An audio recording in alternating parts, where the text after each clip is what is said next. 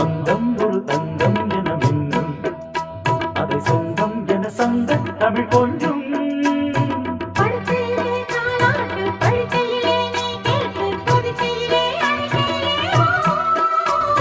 தடுக்கிறதே உன் பேச்சு தவிக்கிறதே என் மூச்சு துடிக்கிறதே ரசிக்கிறதே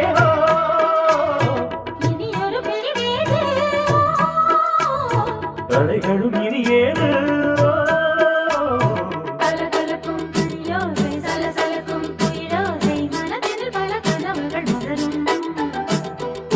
கொடியாம் பூங்கொடியாம் மின்மினி போல் கண் வழியாம் உறவினில் பல உரிமைகள் தொடரும்